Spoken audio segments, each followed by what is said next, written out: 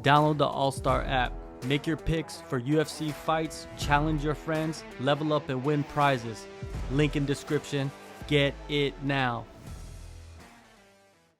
After your last fight, you said you wanted the rematch. Someone asked you about the rematch, and you wanted the rematch. You got the rematch. No, I didn't ask for the rematch. I was lucky. I guess Stephanie Luciano didn't do her debut because I think her first opponent fell. Somehow get injured. I don't know. Second opponent, she didn't fought because she got dengue fever and she wasn't able to fight. And I guess she was pushing to do her debut and it didn't work. And I hadn't fought. I won my last match, and there was a controversy on my last match. They say that I didn't win or whatever, but it didn't matter because they gave to me. Anyways, and then we both pushing for fight, and he offered me Stephanie, and I was like, okay, Sounds good, let's right? do it. Yeah, yeah. Yeah, amazing. Actually, it was. I can tell you there was nothing best, to be honest. It's just the level of the UFC. Stephanie had a lot of experience and everything, and I faced some difficulties in the fight with her. But it's been a year later. I'm much better. There's does not have pressure of a contract anymore. I don't have pressure to be on a UFC fighter. I am a UFC fighter. I'm qualified, and I qualified to be there, and it's just a great opportunity, to be honest. And I was like, oh, I'm gonna test my skills here. For sure, for sure. She got dengue fever. That's pretty serious, right? Have you ever had dengue fever? No, never. I mean, I got sick. Florida has a lot of like allergies and everything. I did a while when I went fight the contender. I was sick for 6 weeks straight, and I took the fight anyways. And I fought sick. I fought really like sick, like coughing, flame, you know what I mean? And I, on my USADA test, I had to tell them that I was taking strong allergy pills and medicine. I had taken like a lot of things, and my doctor say like I have to prescribe this to you because it's not going away. And was crazy here in Florida. Everybody was sick, and there was this COVID variation, and I got days and it was not a COVID because I didn't have the COVID symptoms, but I got really sick. I fought Stephanie really sick, but I fought anyways. Yeah, you fought really hard too. Let's talk about the fight. It became a draw. What'd you think of the draw? What'd you think of that outcome? There was a lot of things about this fight. I beat her for 2 rounds. I was very nervous when I saw the no. I mentally like froze. I don't know if this happened to everybody. I should have just had it walk there with confidence and everything. I walk like little scared, not of the fight, but of the whole scene. You know what I mean? And I didn't realize I was there, and that was mine. I beat her for 2 rounds, and the third round, I was so nervous that I couldn't take a breath, and everybody would say, "Oh, Talita's tired." I was not tired. It looks like I was tired, and I'm not gonna say that I didn't get tired because I did, but it was off my nervous system. It was like I couldn't breathe. I was pushing, trying to push the air, and I was like, you know what I mean? And it was crazy. Like mentally, I never had felt like this, not even in like my biggest world championship. And I was like, damn, I have a lot of to work here. But it was great because I told myself that this never would happen again. Never. And I come back better to my fight. But talking about technical, I did had a lot of flaws in the third round, and trust me, this is not gonna happen. It's gonna be a fucking scrap fight. I'm really, really, really excited to fight Stephanie again. I mean, she's a great person besides the cage and everything, but we're gonna do a scrap fight for sure. I'm gonna beat her this time for sure. I'm really motivated for this fight. I was like, damn, it could not be a best fight ever. You know what I mean? And I saw that you've been working with a sports therapist as well. Was it because of the nervousness? Was it because of that what you went through? Yes, I mean, I'll be honest with you.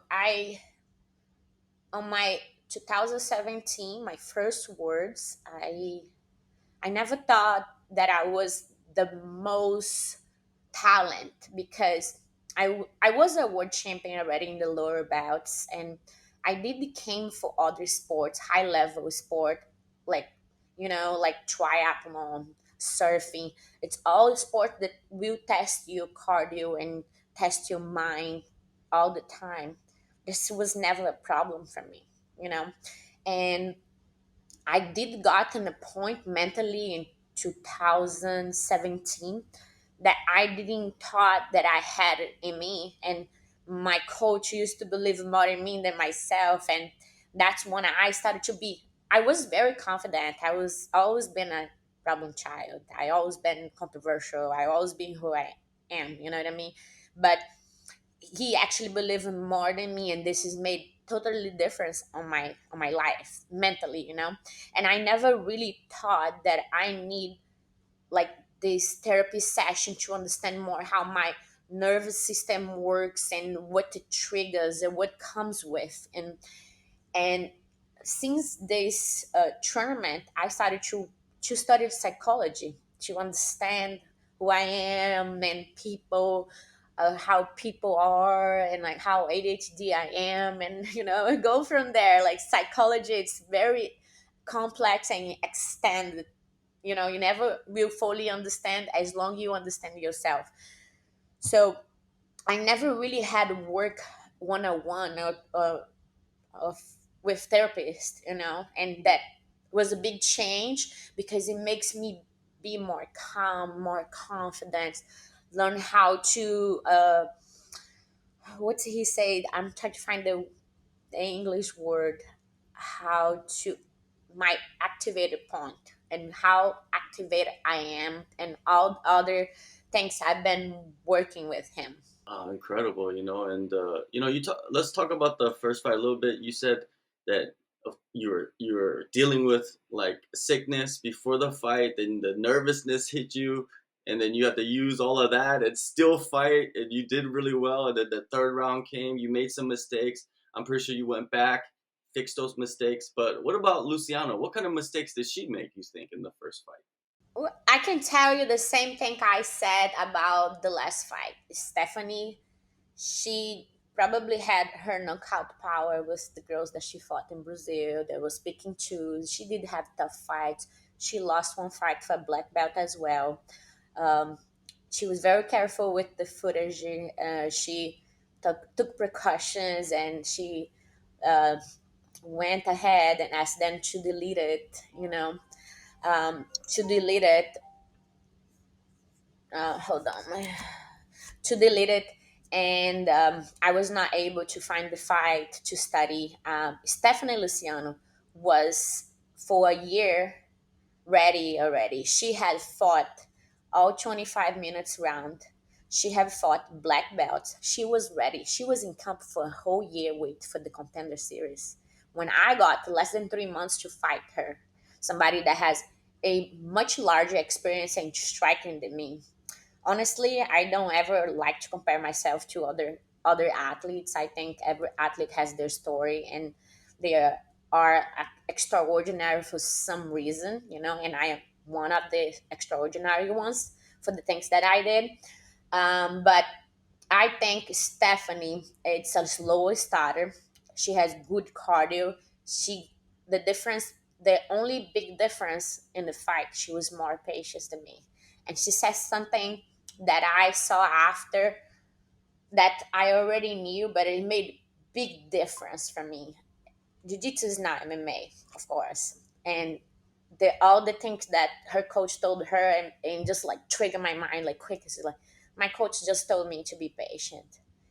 Um, you know what I mean? And that's the biggest difference between me in this fight, me and her. I wanted to finish. I gave everything I had, and I didn't have a recuperative game in in the fight, and I couldn't recuperate like quick and just like fight over there, they start not gonna happen. She can push me in the beginning of the fight, in the end, in the middle. It doesn't matter. It's just like it's gonna be scrappy, you know. Like I said, she's a scrappy fighter.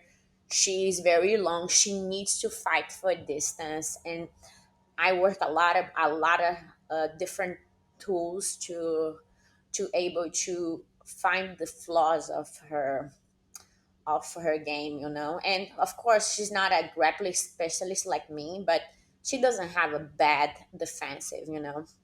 She's bigger and she loses a lot of weight to fight in this division. Like just like Rosie Namajunas, she scrambles to make 115 because she's very tall for this division. You know, she eventually gonna move out when she makes big. If she do, she's gonna move out of this division because it's not for everybody.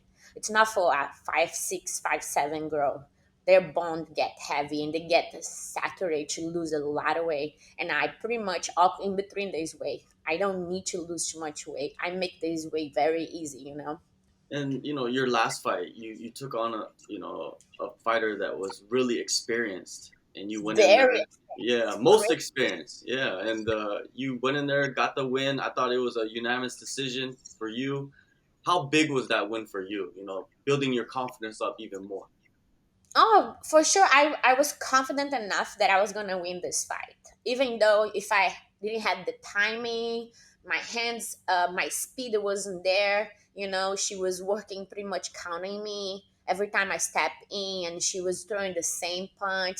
She was trying to like lose knockout power. She also didn't have the knockout power to do anything for me. For sure, I got more damage than her, but this is not a problem. My whole childhood until now, I've been fighting, and that's not gonna be different. You know, it's just gonna be in the gym. I only train with guys. I get black eyes all the time. I get hit body kicks and like hard, you know what I mean. And I'm never gonna like stop to coming because just because, you know what I mean. So she, whatever girl I fight, it doesn't matter. Even the Ryan Souza, they have to be tough, yo, because I'm really tough. You live in Southern Florida now. You have your team. Talk about your team and your coaches and everybody that's helping you out, because you have a really solid group.